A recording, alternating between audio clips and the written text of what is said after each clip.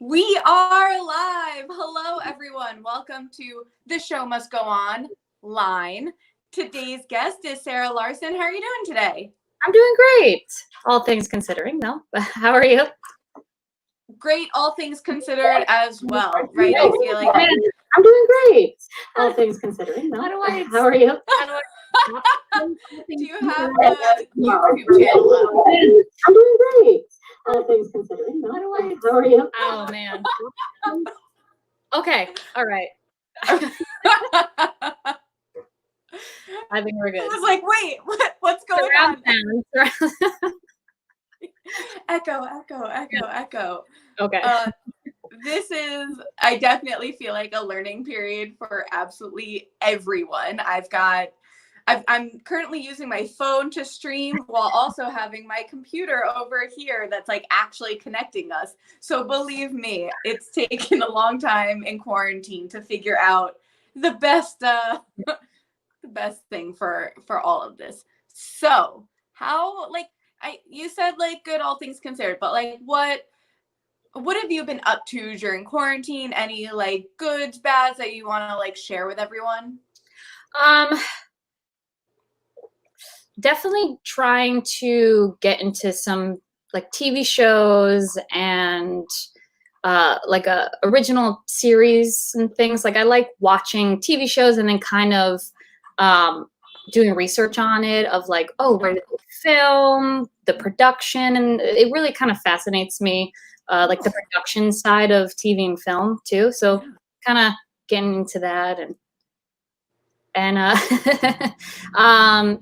have my theater company, the Drama Club NYC, that we're trying to put some readings together of original works about anything from like social or political issues. We did a reading of Columbinus by PJ Paparelli and Stephen Karam, which was about gun violence.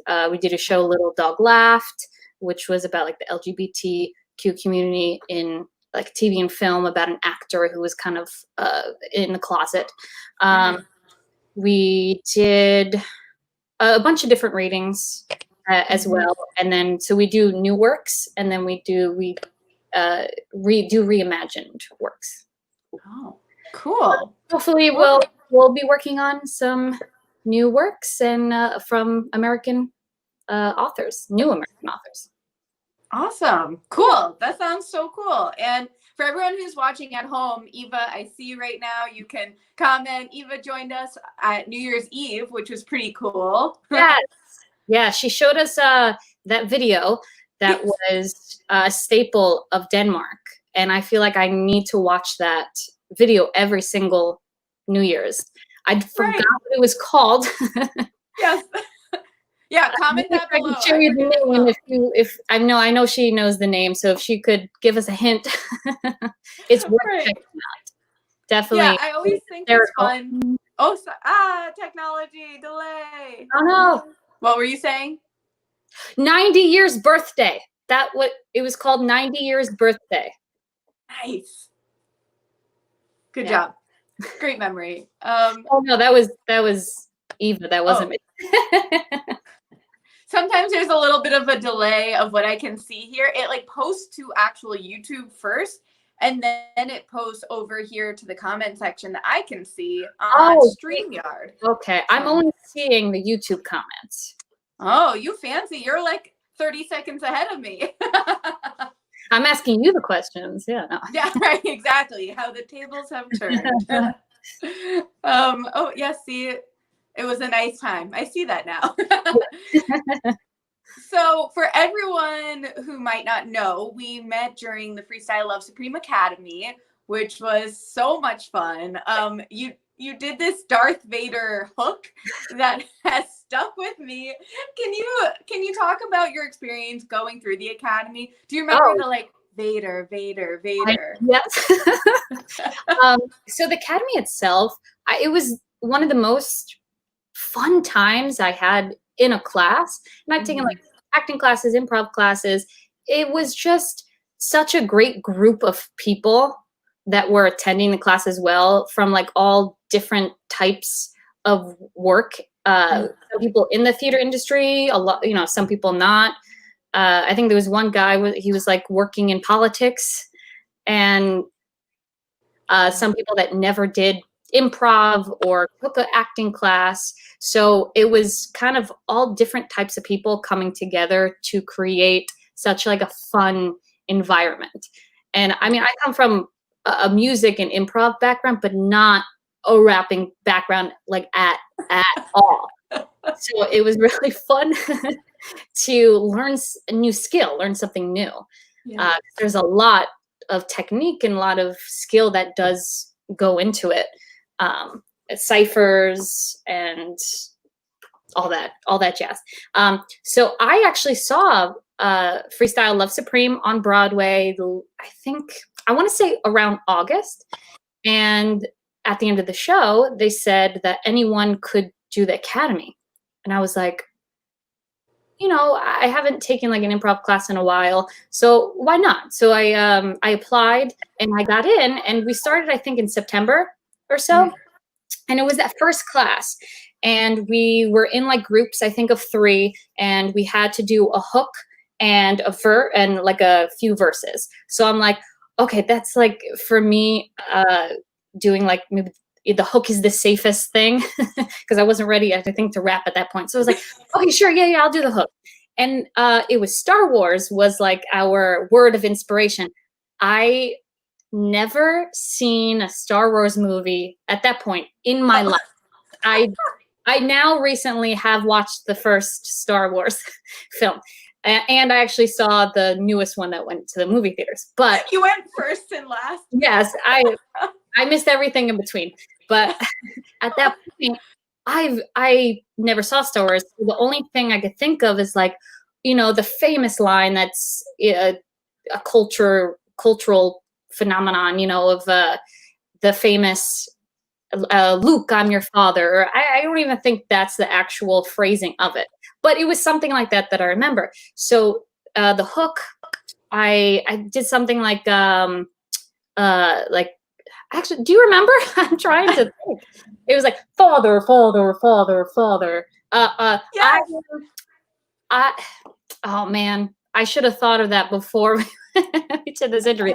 It was like, I am Luke, but I'm not your father. It was something like that. I'm not your father. I am Luke, but I'm not your father. Father, father, father, father. And then it would go into a rapping verse. It was something like that. And I pulled it out of my butt because I didn't know anything about stars. But that's the fun part.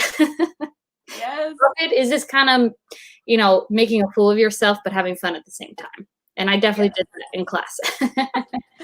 I'm so impressed that you could remember that much, because I feel like at the Academy, you like come up with a cool freestyle or whatever, and then it's just kind of like but, like you remember the feeling. But that was impressive.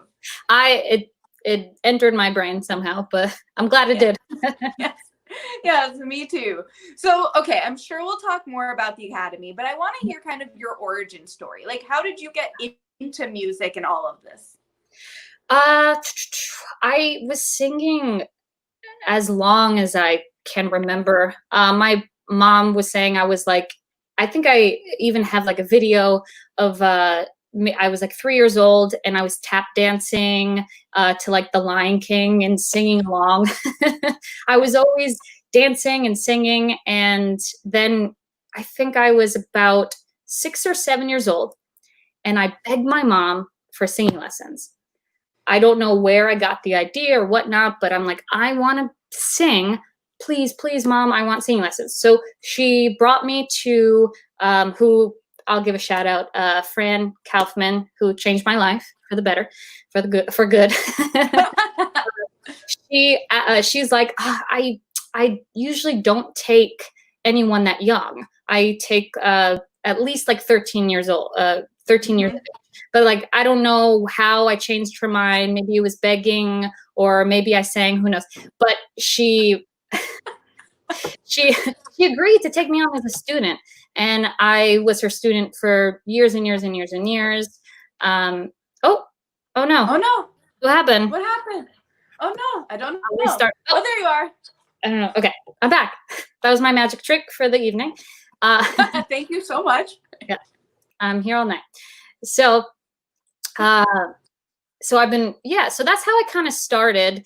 And she really had me start with classical music. So I started out classically trained, which at the time, you know, being 7 to 13, all I wanted to do was belt. Like I just wanted to belt songs. But I'm so glad that she introduced me to like operas and arias and classical musical theater songs.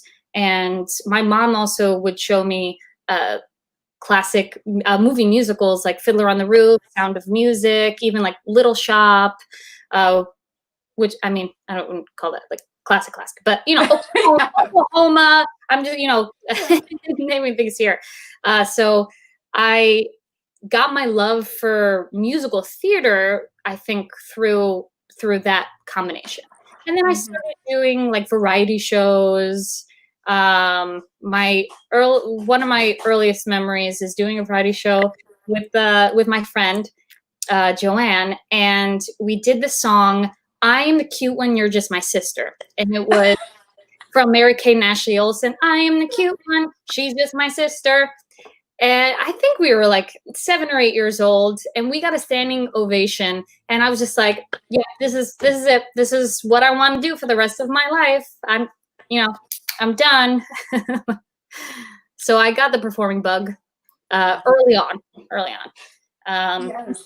Yeah, and then from there was doing theater through school and stuff like that. And then I went to SUNY Cortland for musical theater. I also got a dual degree in communications. And then I kind of fell into some like TV and film things and improv as well. I started loving improv and Whose Line Is It Anyway? Any type of that's like short form improv, and there's long form, and then musical improv, and now there's freestyle rapping. You know, so many things. So many things. So that's, I think, how I started, or how I got the bug of wanting to be a part of theater or music in somewhat or some capacity.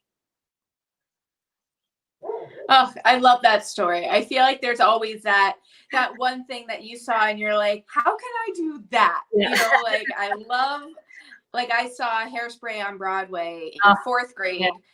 And like I'd already like loved to sing and dance and stuff, but when I saw that, I was like, what? This is a thing. And then I like learned the cast album, and I would often like audition with Good Morning Baltimore.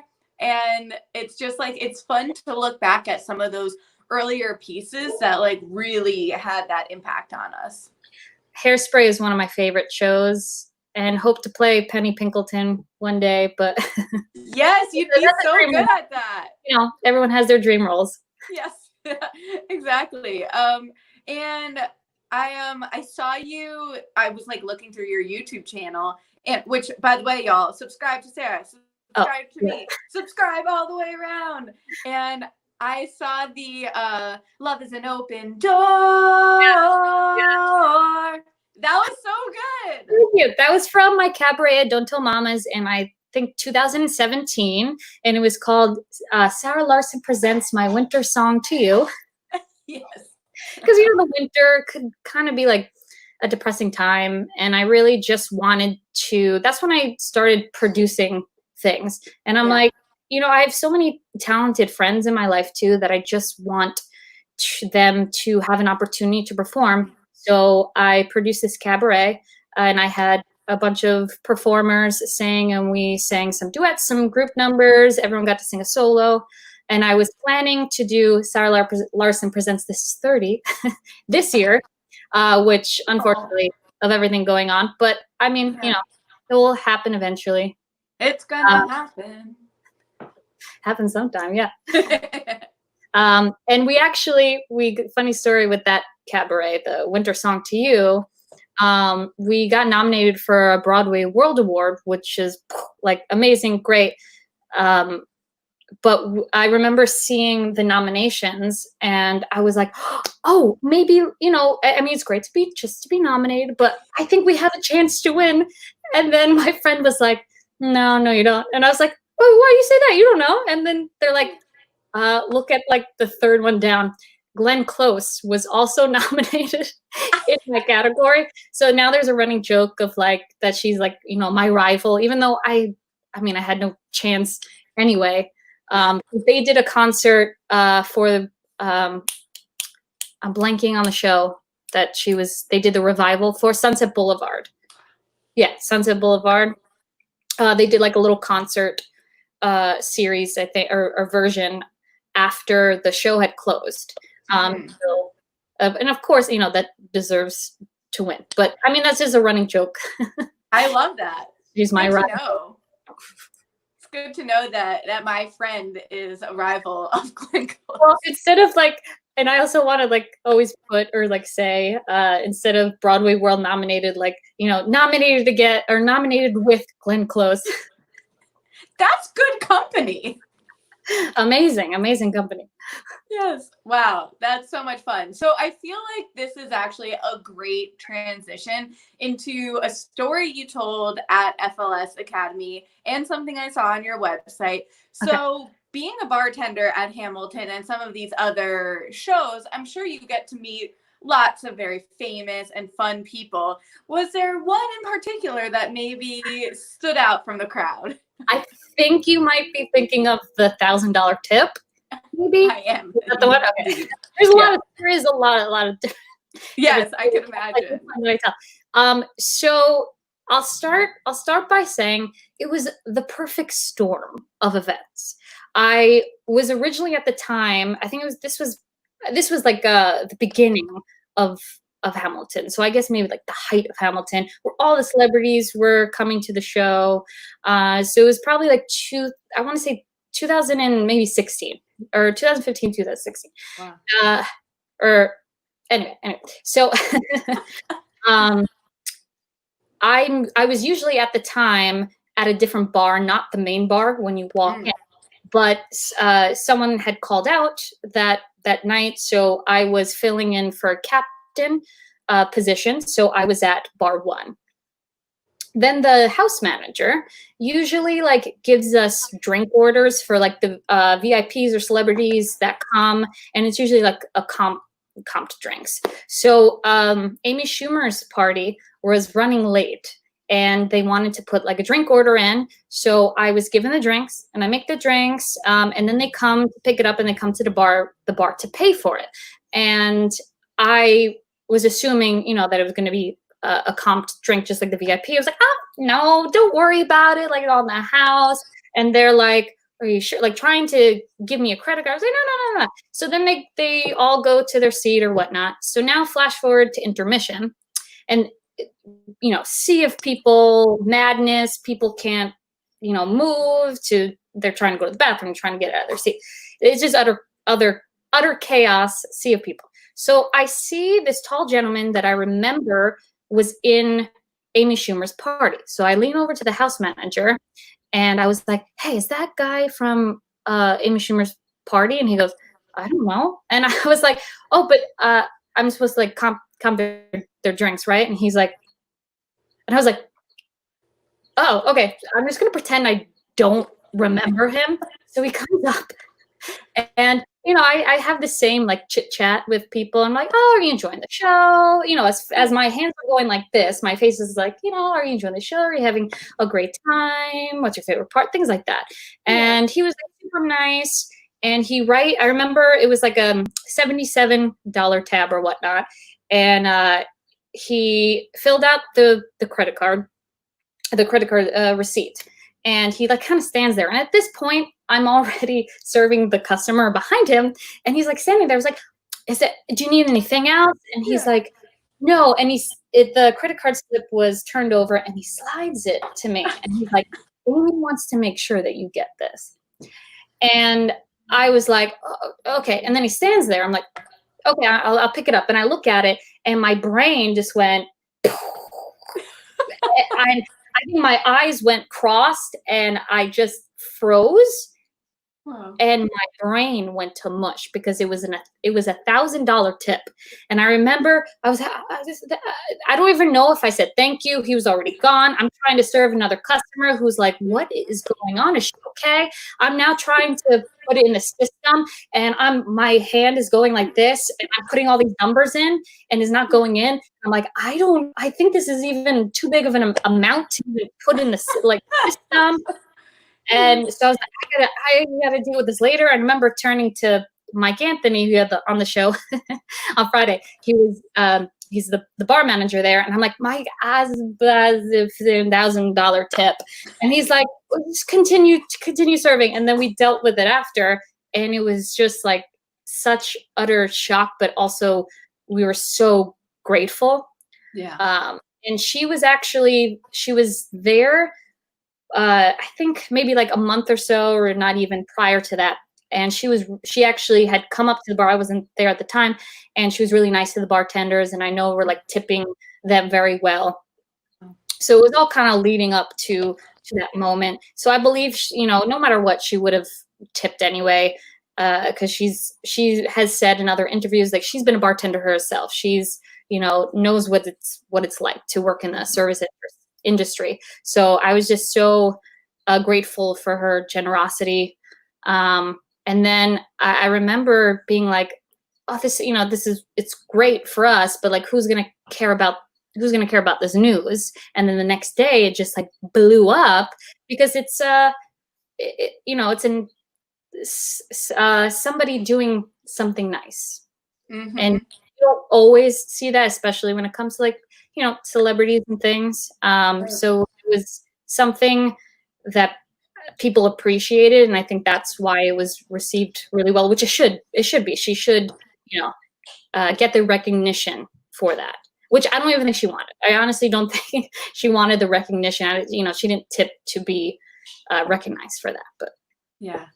Well, you love to hear that, especially because so many times it's like the other way, right? It's like, oh, did you hear this athlete tipped like $15 on a $5,000 meal or something? And you're like, but you have so much money. Like, why didn't you do that? And it's so cool to hear when it's like the other way, and there's someone who just like goes above and beyond and is like, hey, you helped me out. Here you go. That's awesome. That's definitely what it was. It was above and beyond. I love to hear that. And so I have to imagine, similarly to that working at a place like Hamilton, especially during the height, like Mike Anthony and I were talking on Friday, as you mentioned, and he has some cool stories.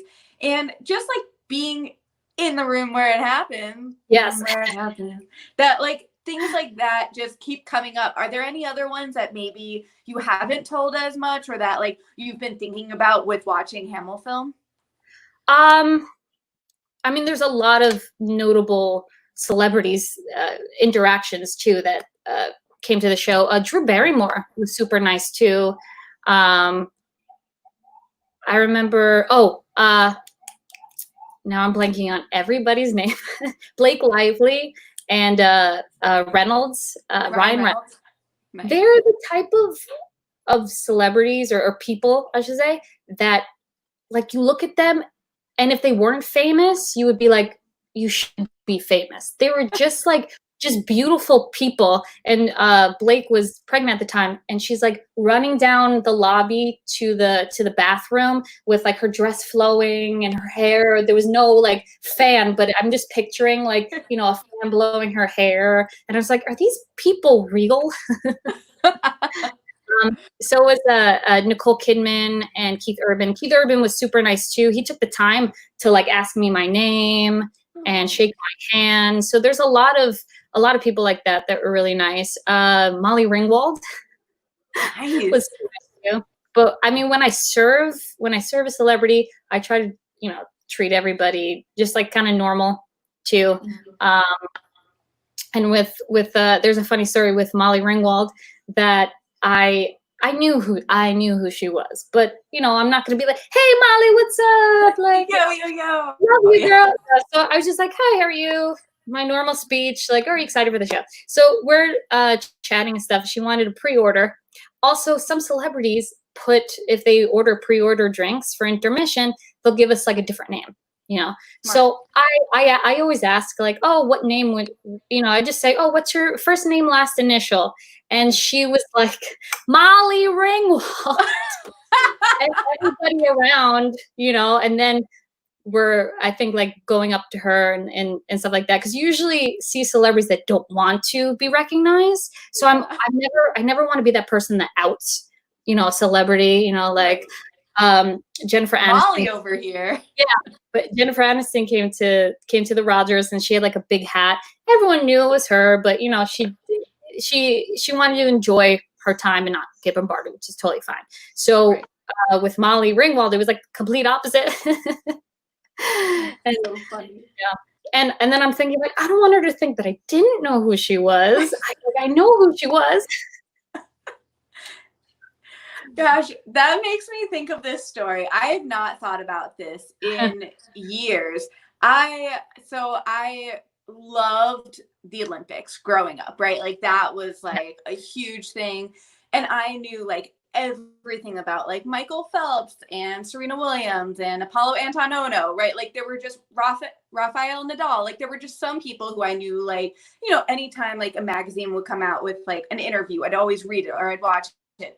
And so I was volunteering at the Baltimore Ravens game with my like APO fraternity friends. And all of a sudden I see his mom walk in and I was like, oh, cool. Like, is that weird that I know that it's Michael Phelps' mom? So I'm going to play it super cool and like, just pretend like, you know, oh, this. And so we're like having a little conversation and she's like, oh yeah, like my son was swimming. And I said something like, oh, your son swims? And she's like, yeah, he's Michael Phelps. I was so embarrassed because I was like, I knew that, but I didn't know if that was weird that I knew that. So then I was just so, yeah. Oh my gosh.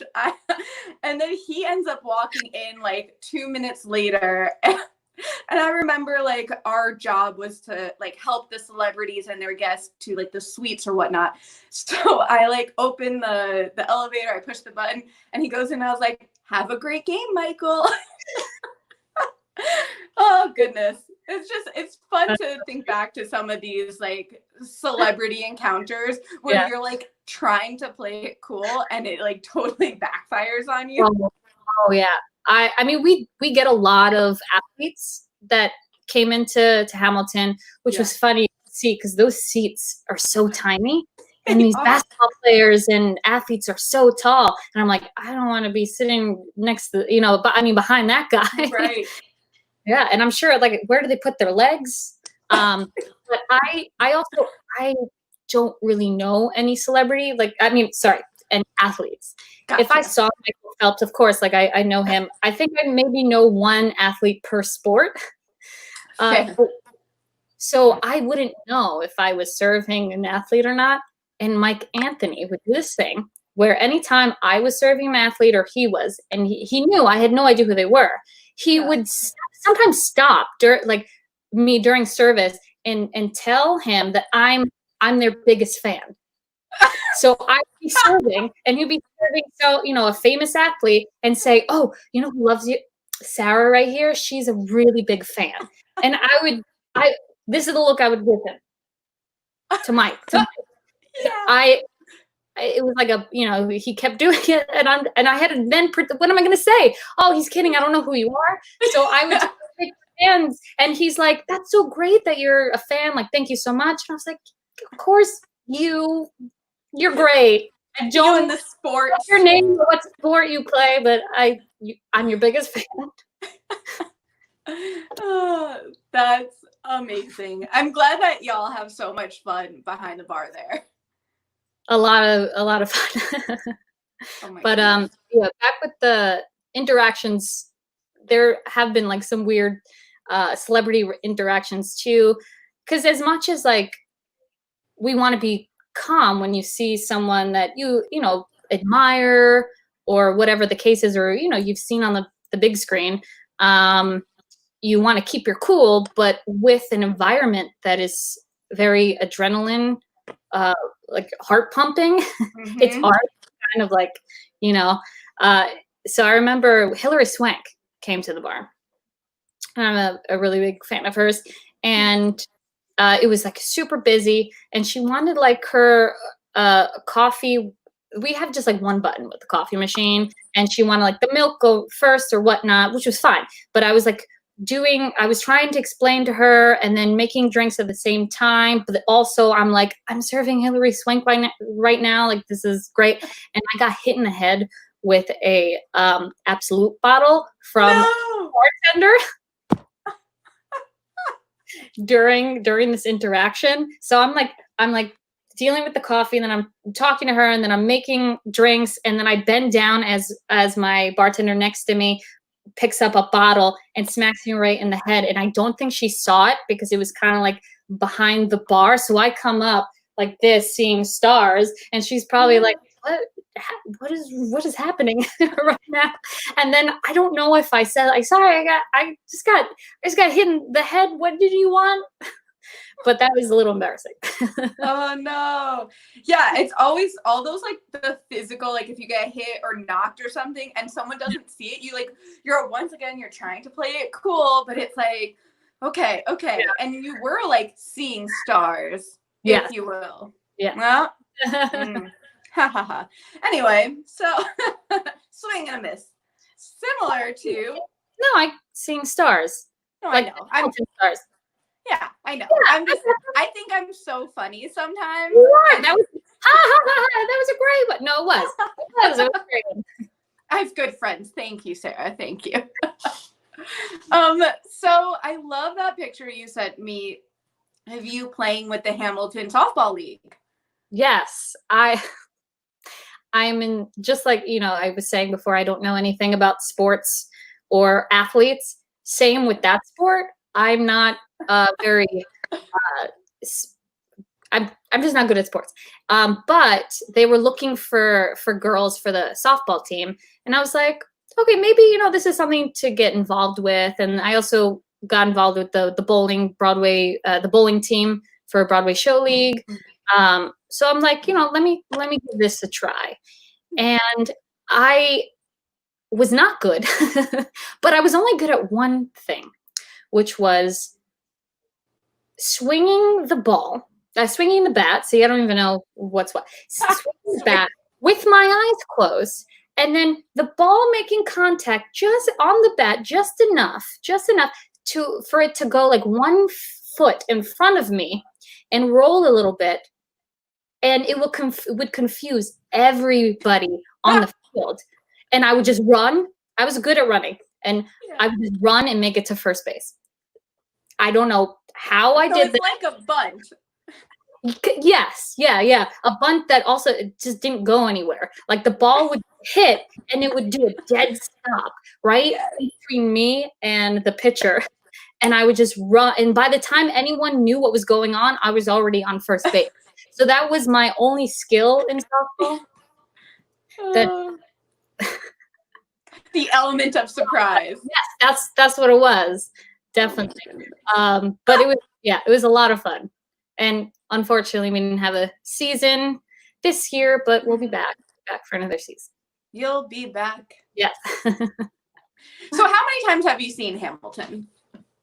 Oh, I don't know. I think it's too high to count, because when you think, it's, how long has it been on Broadway? Like 6 years or so.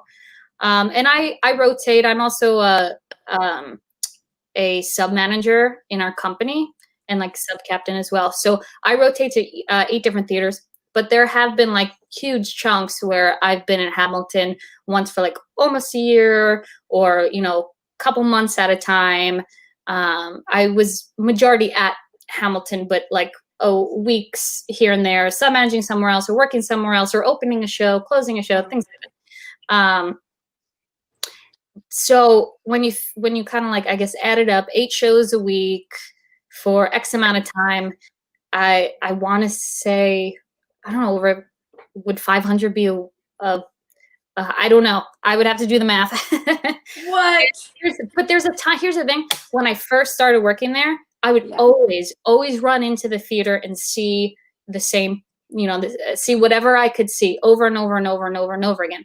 But then there's a time where you kind of definitely like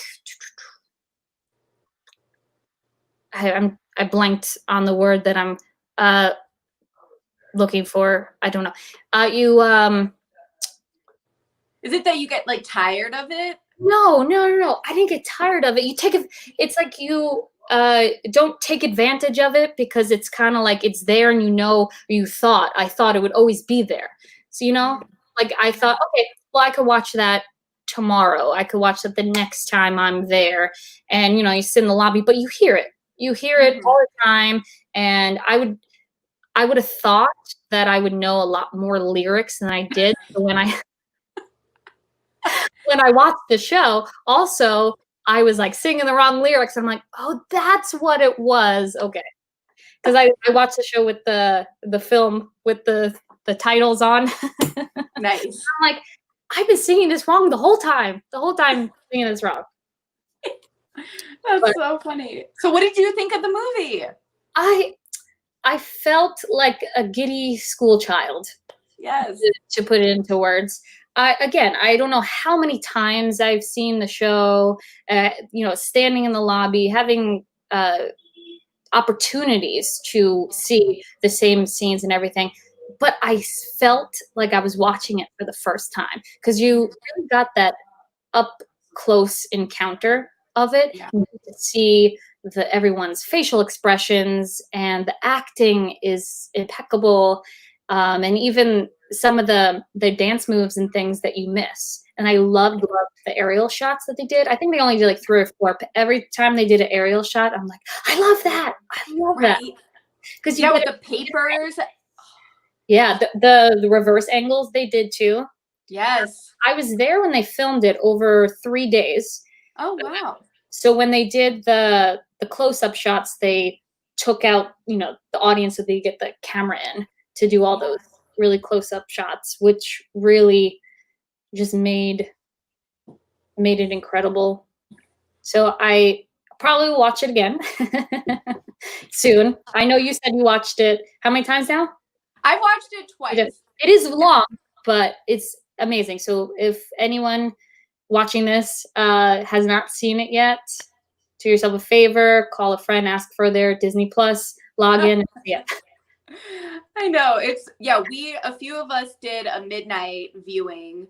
The time that it's very convenient to be out here, in Washington State, because it came out at midnight here and 3:00 there. And we have it's called the SHO Treons, the bwaySHO Patreon people who are awesome and support me. And we did a viewing party at midnight. And then we also did another pre-show and then a showing at 6:30, 7 p.m.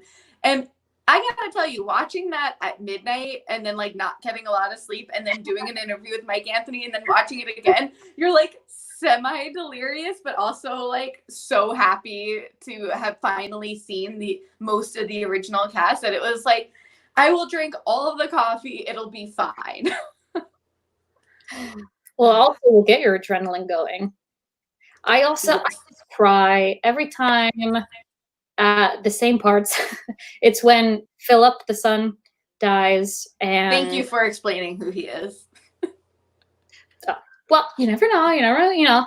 Philip who? Philip Schuyler. Philip Schuyler. And yeah. And when Eliza, that with the yeah. Can't wait to see you again. Only a matter of time. That was actually really fun to go into the theater at the end of the show and just watch or hear all the sniffles. It would be so quiet, and then you just hear the audience go. It's so touching. That moment is just so. Yeah, it's incredible. But yeah, there have been so many times seeing it where it's just where are the tissues? What are these? What's this water coming from my eyes? I tell everyone to take a tissue, take some tissues, napkins. You're gonna need it for Act 2. Yes, so smart. I know, when we got drinks last time at Hamilton, and it was wait, we need to grab some of those little The bev nap. napkins. What do you call them? Bev naps. Bev That's naps. a cool bartender term. Bev naps. Thanks for being a spy on the inside for me. Yeah. I got that reference. Yeah, thank you. So how many times have you like sat down in a seat in like the entire time? Once. It's hard to see a show when you're always working the show or working during the show. So I took off to see the show and got tickets, and I was actually wanting to do it again, but I'm glad I got to see the original cast during that time of my one time. Actually, I technically also wasn't in a seat. I was sitting on the steps. But from start to finish. That's amazing. That's a good and then all the other times were like bits and pieces. So it was funny to watch the show, because the second act, I don't get to see a lot of it. So I've only saw the entire first act once, but I hear it. So it's now like, oh, I get to put it visually together. Right. And it was also like funny to know like the couple of songs before the first act, being like, oh, I gotta start making drink. Like, this is the moment I usually start making drinks. And I'm like, oh wait, I relax. I don't need to do that. Right. I wonder if that gives you anxiety. I'm enjoying the song now and not having to panic. Right. The intermission coming. Yeah. Wow. So it was nice to be an audience member and watching it. Yeah. Oh, I'm so glad. I'm glad that you had that experience. And Judy's saying she's watching tomorrow for a second time, along with a drinking game with my kids. Ooh. Oh, your kids. I love that. They're drinking virgin drinks. Right. Might have adult kids. Yeah. True. Kids are only allowed to be up to a certain age. Yeah, I love when I see it during the show. Hamilton's one of the only shows that I actually make sure to like have a drink in my hand, because every time they say not throwing away my shot or raise a glass to freedom, I raise it up, and that's a fun drinking game. I wonder what Judy's doing. Yeah. We used to actually sell little they were plastic shots, and it was called My Shot. I think the company charged, I think, like $13 for it, but they were like mixed like lemon drop shots, and they were delicious, but it didn't last very long. I don't know if like not sure why. I don't think people were, getting too crazy, but I could, can't people are buying and just like taking shots during the show. Could you imagine? We don't want too rowdy of a crowd. No. Wow. That I remember thinking they should really have a not throwing away my shot class. And then I went to the merch area and they did. And I go, yep, okay, cool. Just making sure. Yeah. Very smart. Very smart. So I have other thoughts and questions, but I thought this might be a great opportunity to hear a little song. Oh, no. Okay. Yeah, it's been a while since I performed, of course, but since I just like sang for somebody else and not just for myself in the bathroom where there's like really nice acoustics. Yeah. Ooh. So this is called Stars in the Moon from Songs for a New World by Jason Robert Brown. It's just a song that I just really enjoy performing or singing. Again, I've never sang this in front of another person, so let's see how it goes. And let me know if this sounds okay. I could always adjust it. Everything good so far? Turn it down a little bit. Oh, okay, hold on. That all right? Now I gotta back up. Oh. Is that okay? Yeah, okay, so start it from the beginning and then I'll... Bear with us. Okay.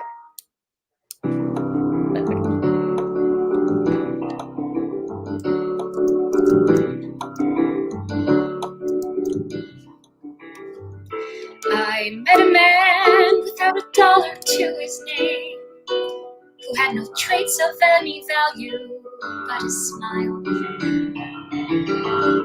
I met a man who had no yearn or claim to fame, who was content to let life pass him for a while. And I was sure that all I ever wanted was a life like the movie stars led. But he kissed me right here and he said, I'll give you stars and the moon and the soul to guide you, and the promise I'll never go. I'll give you hope to bring out all the life inside you, and the strength that will help you grow. I'll give you truth in the future that's 20 times better than any Hollywood plot. And I thought, you know, I'd rather have a yacht.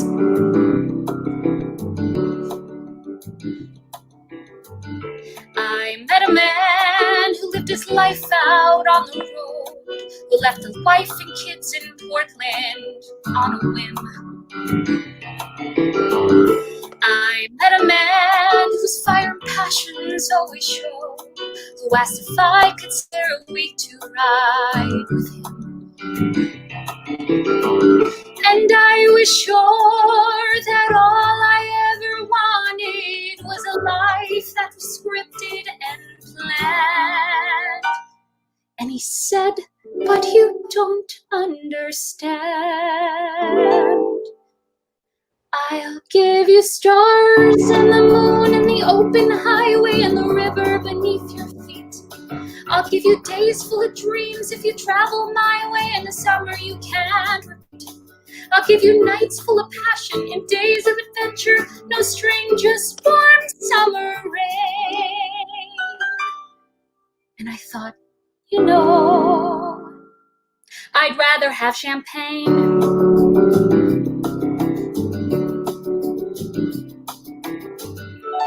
I met a man who had a fortune in the bank, who had retired at age 30, set for life.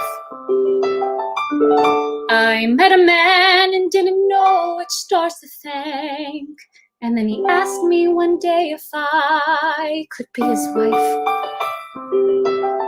And I looked up, and all that I could think of was the life I had dreamt I would live. And I said to him, what will you give? I'll give you cars and a townhouse in Turtle Bay and a fur and a diamond ring. And we'll be married in Spain on my yacht today, and we'll honeymoon in Beijing.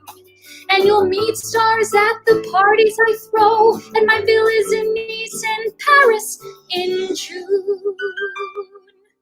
And I thought, okay. And I took a deep breath, and I got my yacht.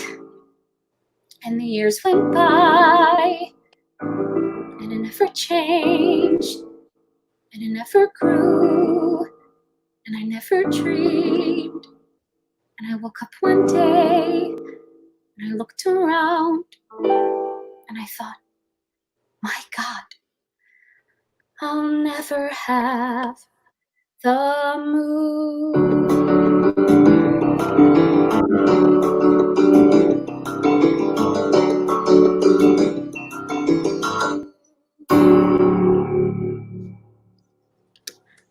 Yay! That was amazing.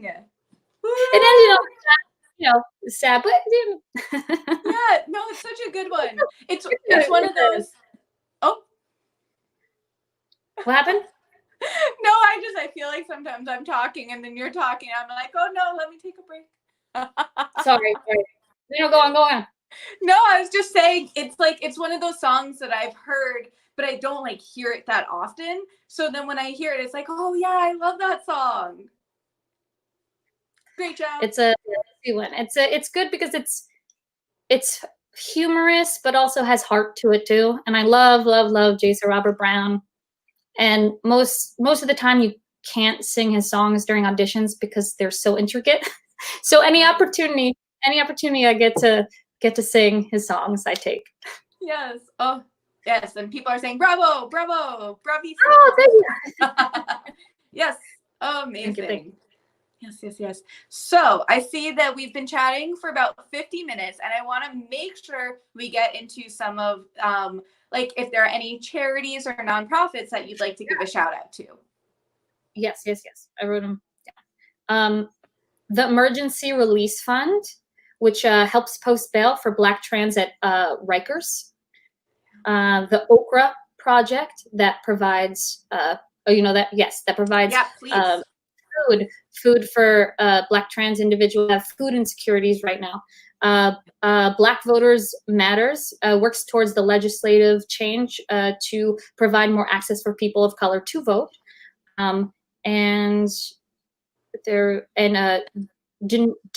Do Nord. I'll post all of this on the comments as well, so people could actually see, and maybe the links as well. Do Nord Riot Recovery Fund, which helps give money to the Black store owners that their stores were broken into or destroyed during some riots. So that gives money, and I'll post on there. Yeah. But yes, those are the organizations right now that need everyone's help, and that could spare a little goes a long way. Beautifully said. And my dog Slim is barking in the background, so I'm sorry if that's a little distracting. Yes. I love him so much. He's had a bit of a weekend with the fireworks, so I'm gonna give him like the okay. We'll go out to the field after. But yes, those are all wonderful. I love the Okra Project. I've donated to them a few times, and my friend actually had a fundraiser for her birthday with them. So those, nice. I'm glad that you shared so many. And I know, with actors and everyone in the field, right, that it's not just the actors that are out of work right now. It's everyone. It's the bartenders, the stage managers, the orchestra, everyone. So if you can help with the Actors Fund and with like Broadway Cares, Equity Fights AIDS, plus there's like a petition going around to extend unemployment, which is also very helpful. Yes, very, very helpful, very important. Yeah, it's a tough time for so many things. I'm so glad you brought up a lot of those Black Lives Matter movement organizations, because Black Lives Matter, period.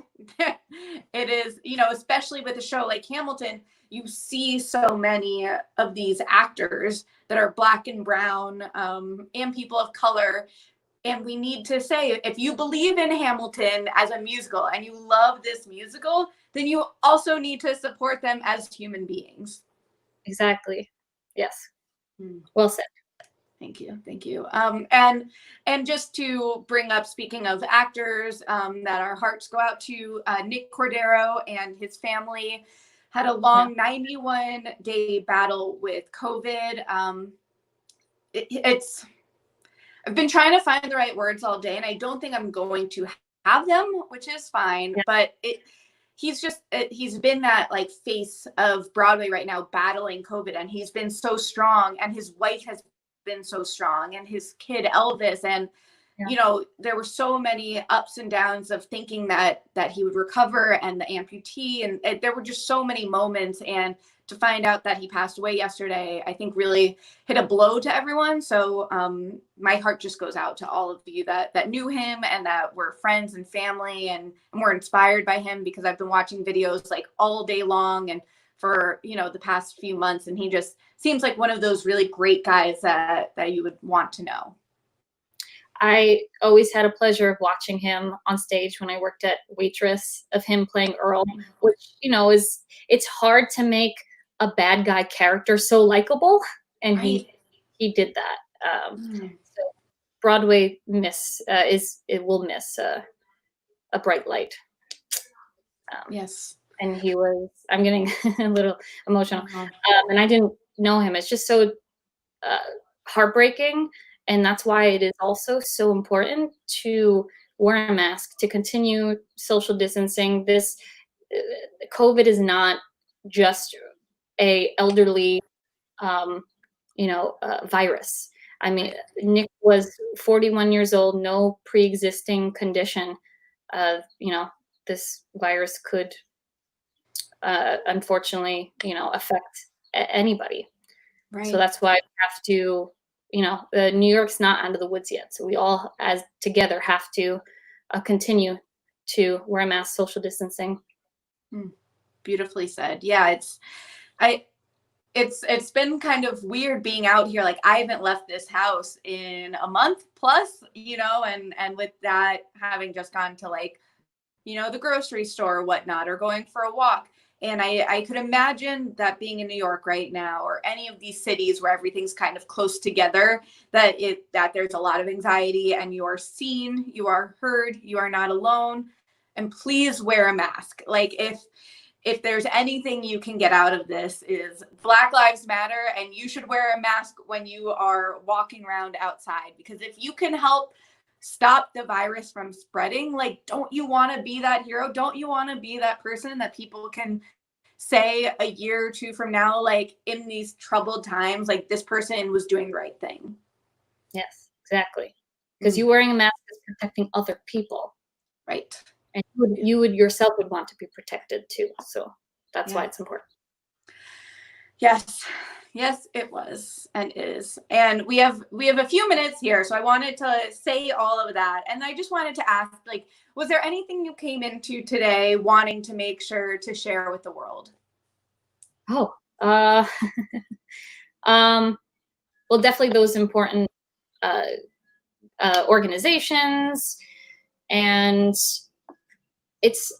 we're going through such a crazy time, and it is so important to focus on, issues that matter, but it's also important for your mental health, to maybe, try to find some time throughout your day to just kind of recharge and, and know that we're all, unfortunately, going through this together, and never be afraid to reach out to a friend, family member, anybody, because I'm sure, everybody is open. I know I am, with a listening ear. Beautifully said. Yes, having that community is certainly important right now. And I feel like I'm having that weird balance of finding myself on social media a lot to stay with the community, but also wanting to take a break and, just be with my dog, maybe watch TV, read a book or whatnot. So finding that balance, I think, is key, especially for your mental health. Grab that extra ice cream. You deserved it. Exactly. Yes. Yeah. I've been enjoying quite a lot of Ben and Jerry's, I must say, which, especially with, like, how great they are with all of these, like, initiatives, right? It makes you feel like, you know what, that $7 a pint was money well spent. Yeah. And it's, delicious, going through a great cause, going to a great causes. So Ben and Jerry's is definitely something to support. Yes. Exactly. And I want to talk about quickly the reindeer. I saw that the 8 reindeer monologues that you've been a part of. Just, like, give us a little, like, rundown of what that is. Yeah. So that was through a theater company, the Drama Club NYC, which I think there's a link to it. Check us out. So we were supposed, when was this? So not this past winter, but it was the winter before. We were actually supposed to do another show that the rights kind of fell through. So we're like, well, we have to do something. We booked, we're booking the theater, St. Luke's. So we found the 8 Reindeer Monologues, which actually our show was the official off-Broadway revival of it. It was produced back in, I think it was like 1996. Don't quote me on that. But that has been updated, but it's about the Me Too movement. Oh. And it's actually it was ahead of its time, the piece. So we wanted to do something important. So it wasn't necessarily a fun Christmas show, but it was funny elements to a very important topic. And that's what our theater company is all about as well. So the show happened really quickly, and I produced it. I also did all the makeup for it too. And I've, had a small makeup background that I had to take a class like in college. So I remember looking at all these YouTube tutorials and stuff like that, and practicing on my face to get like the right aesthetic that we wanted, and then teaching everybody else to do their makeup. So it was such like a fun time, and an important piece at the time as well to do. And we got a lot of great feedback, and we had a successful, I think it was an 8-week run. It was a limited run for the holiday times at St. Luke's Theater, right on 46th Street on Restaurant. Yeah, so that's what the reindeer face is. I played Dancer, the Jewish reindeer. Yes. So yeah, it was fun. I think my monologue was definitely like the icebreaker, where it was like everyone's monologue were kind of serious, and then I come on, and it was, yeah. So it was fun. It was a great time, and hopefully we'll be able to produce something soon. Amazing. Yeah, I love the makeup. So I was like, I need to hear more. Yeah. It was a lot of YouTube tutorials and a lot of practicing on my face with not a lot of time, very limited amount of time to put the whole show together. But that's showbiz, and and it came together, and it was a great experience, and yeah. Very cool. But, and it's cool to see that you've also been on some TV film things. I saw The Intern. Super cool. How'd that happen? So, okay. It happened. I did a movie called Noah. It was by Darren Aronofsky. And I was I think I was like fresh out of college, and I saw this open casting call, and they needed people to run, I could get paid just to run on camera. Sure. And it turned into like this 3-month experience of like running in simulated rain in the dirt, far out on Long Island. Yes. I swear this is all leading up to The Intern, the story. So good. Those stories are the stories within themselves. I know we don't have a lot of time to go into them because they involve Russell Crowe and a lot of interactions with him.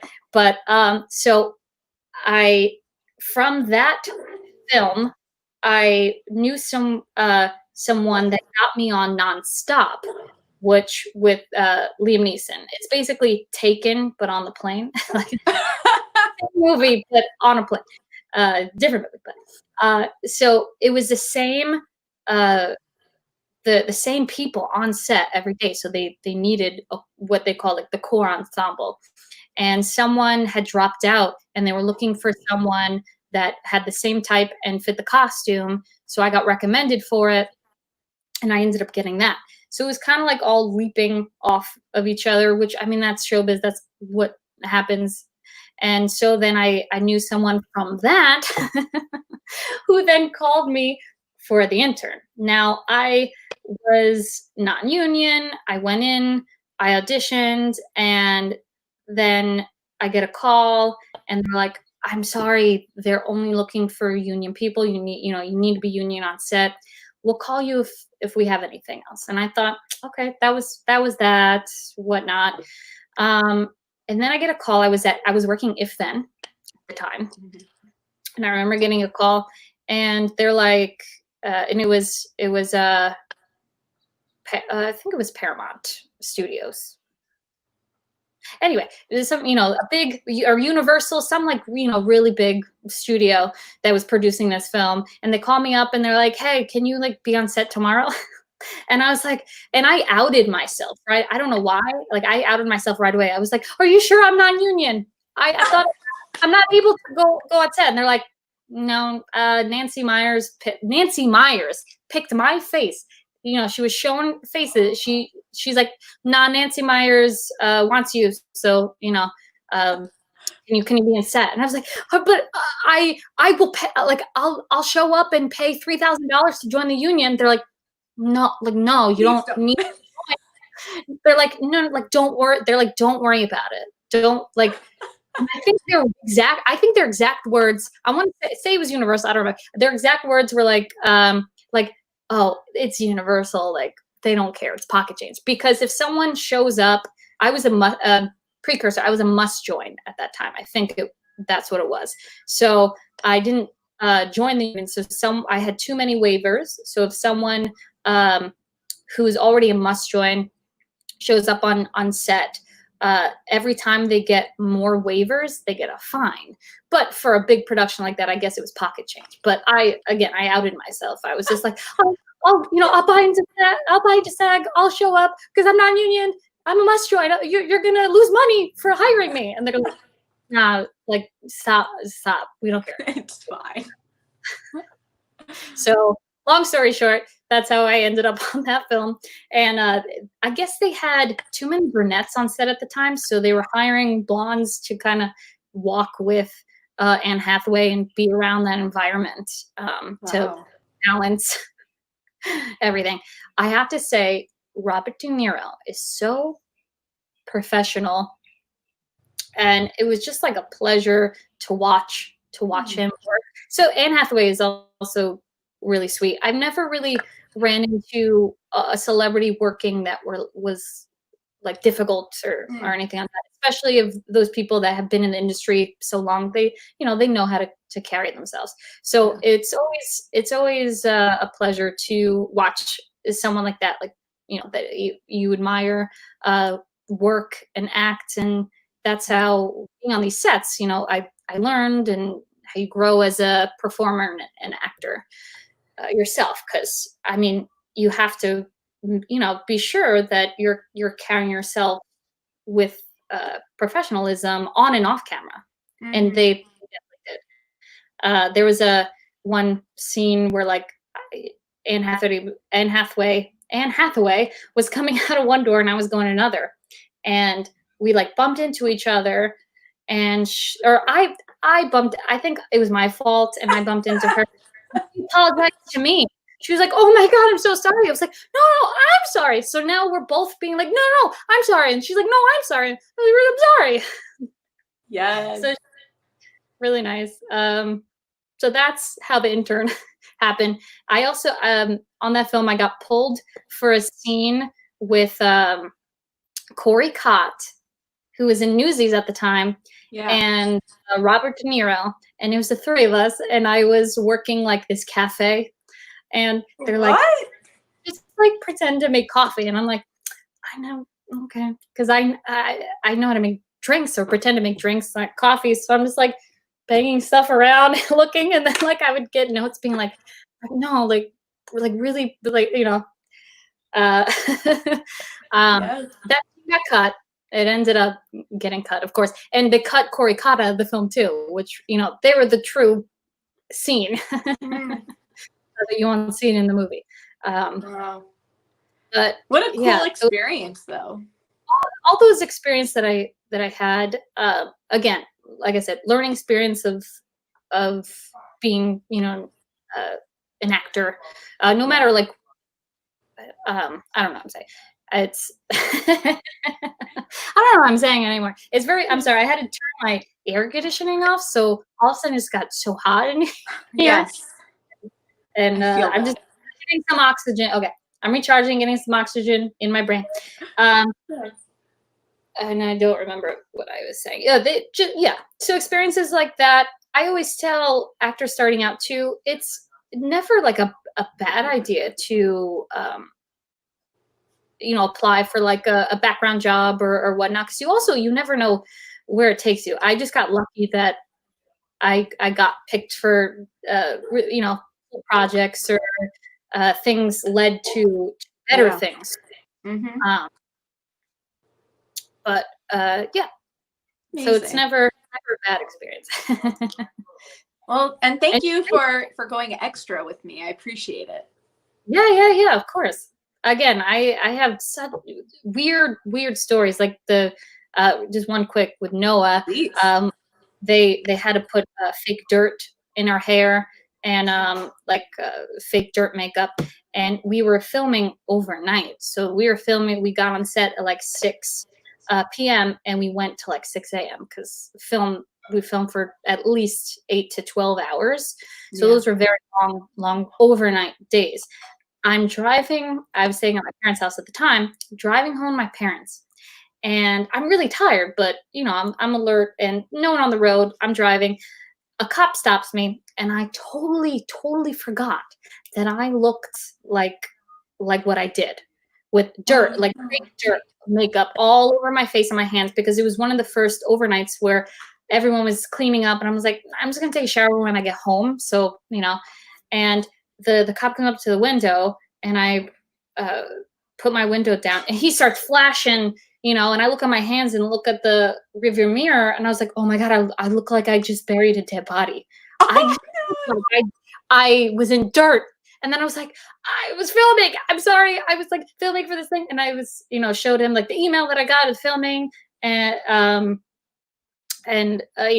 thankfully I was just, he was just said, you're, just be careful on the road or whatnot. And left. But that was and then after that I always took my makeup off. Right. Yeah, that lesson learned. Always. Wow. That's pretty scary. Yeah. But and then like there's a lot of Russell Crowe stories and interactions. He was a character. Yeah. He always had a cigarette in his hand when he wasn't filming. So, they cut, and then there was a personal like cigarette holder that would run over. Someone ran over and put the cigarette right back in his hand. He's smoking. Picked her up. She would run, take a cigarette, and then they would film. But he was really nice. There wasn't a lot of women on the film. There was it was mostly men, and these guys really got into it. And the whole premise of the film is that it's so set far into the future that past repeats itself. So it's very like supposedly futuristic. So I can't really describe it because it's so hard to describe, because no one at the time knew what was going on at all. I honestly don't think the actors really knew what was happening. So there was a scene where there was like a dead deer that was like, because we were the refugees. So there was a dead deer, a fake one, that was thrown over the fence. And the scene was Noah, which played by Russell Crowe, was tackling people. Again, I don't even know what was going on.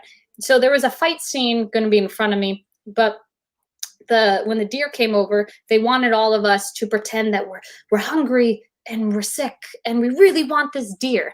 So we did a couple practice takes. Yeah. One was like pushing each other, and I mean that I'm like, no. I'm gonna stay back here. So I picked just a safe area, and I just kind of like sit there I stood there, and I went pretending, and I'm like, oh yeah, I'm hungry and I'm tired. Little did I know there was going to be a full stunt scene right in front of me. So I'm like, oh yeah, no, I'm not moving from this spot right here. So they one of the takes, they said action, but Russell Crowe was not ready at the time. He still had the cigarette in his mouth. There was still someone touching his makeup on. So all of a sudden, everyone's like pushing and everything like that. And I'm looking around, and then Russell Crowe's like, "What the fuck is going on?" That's my Russell Crowe impression. He's not British; he's Australian. But he's like, "What the fuck is going on here?" And I'm like, I don't know. And then he's like, cut. And Darren's like, what happened? And Russell Crowe was like, whoa, the fuck, Darren? they're good for buddies too. Yeah. What the fuck? You have my cigarette here, and you have the makeup. Oh, I'm not ready. She's not ready, and I'm like, I'm ready. I was acting. He outed me. Wow. So now you're rivals with Glenn Close, and you've been outed by Russell Crowe. Yeah. I forgot a detail of that story where the spot that I chose, Darren was like showing Russell where he was going to be, because I didn't know I chose right in front of the stunt scene. And he's like, yeah, you see that little girl? That's where you're going to be. And I'm like, I love that. That is so, you are just, I knew that you would have some good stories for us. I know you have even more. And it's just, y'all need to follow Sara to find more about it. And on that note, where can everyone find you on social media? Yes, SB Laursen. That's SBLAURSEN. That's my handle. I don't tweet, but I am on Twitter. I do Instagram, and Sara Laursen you can find on my Facebook as well. Awesome. Sweet. And y'all can find me at bwaySHO, as you can see throughout this entire banner. That's bwaySHO. Yes. And as I mentioned earlier, I have a Patreon, so you can subscribe to that. And we have monthly video chats, and you get exclusive access to content. It's a pretty cool time. I see a bunch of my Showtrons are watching now, so thank you, thank you, thank you. And this week continues for the Show Must Go On line. Tomorrow we have Ian Weinberger, who is an orchestrator at Hamilton and was on Freestyle Love Supreme. Stay tuned for that. Then Wednesday we have Sean Zuni, who is in Hamilton and is creating Zuni's Cafe, which is this awesome cafe in California for Black artists, and that they can like use that space. Very cool. Thursday, we've got the Broadway Makers Alliance. I've got a few of my colleagues from that coming to join me. And then Friday is Chelsea Hill, who's illustrating diva on Instagram, and she's the one that created this bwaySHO logo. Ooh. So, and her wardrobe is fantastic. She's just like, you know, there are those like cool people in New York, like yourself, that you're like, I'm so glad that we randomly met, because I anticipate us being friends for a long time. Yay. So on that note, thank you so much. You're awesome. Thanks to everyone who tuned in today and commented, and we'll see you at the show. Bye.